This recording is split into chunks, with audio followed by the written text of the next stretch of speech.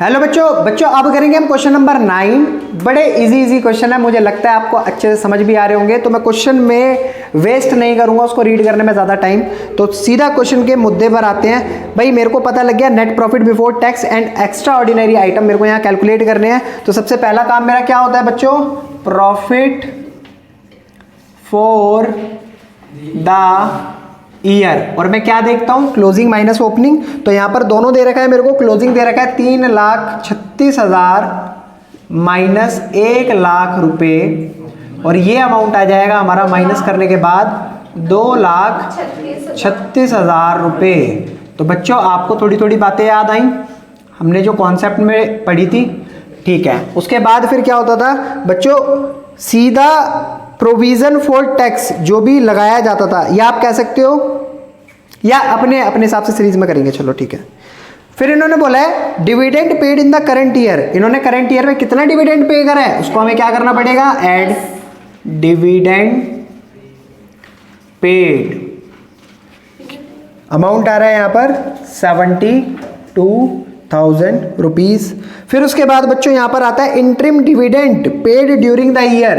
तो यहां पर एक इंटरिम डिविडेंड भी आया है, इंटरिम डिविडेंड पेड, और इसका अमाउंट दे रखा है इन्होंने क्वेश्चन में 90,000 रुपीज, ठीक है, ये भी डाल दिया। फिर बच्चों और क्या पढ़ा था हमने, हम रिजर्व भी ट्रांसफर करते थे, रिजर्व में भी कुछ अमाउंट ट्रांसफर करते थे। तो यहां पर ऐड करेंगे ट्रांसफर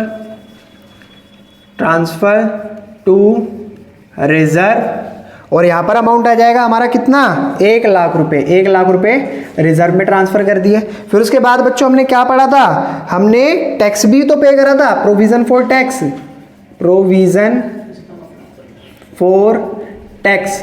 बस कॉन्सेप्ट वाली वीडियो ध्यान में रखो, सारे क्वेश्चन के पॉइंट्स आपको अपने आप याद आते चले जाएंगे। तो इसका अमाउंट दे रखा है इन्होंने 1,50,000 रुपए। चलो जी, टैक्स का काम भी हमारा खत्म हो गया।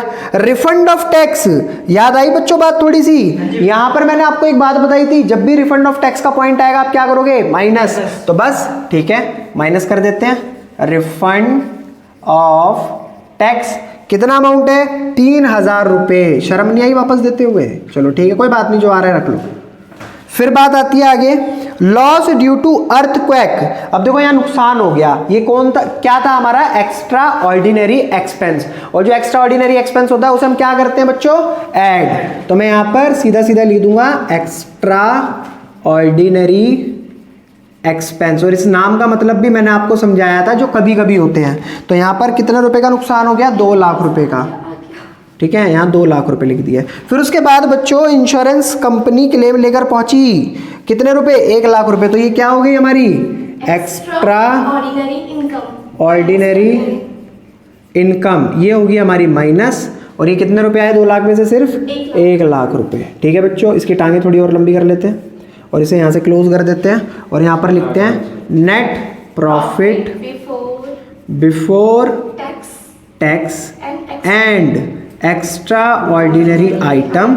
और आप देखो 2,36,000 और 1,00,000, 3,36,000 और 1,00,000, सॉरी ये नेगेटिव है, तो मान लो ये नेगेटिव से नेगेटिव कैंसिल हो गया, ठीक है, इसको यही खत्म कर देते हैं। 2,00,000 ही है, 2,36,000 हो गया, 4,36,000 और ऐड करो क्या होगा इसके अंदर, 2,36,000 प्लस 72,000, फिर आता है 90,000, फिर आता है हमारा 1,50,000,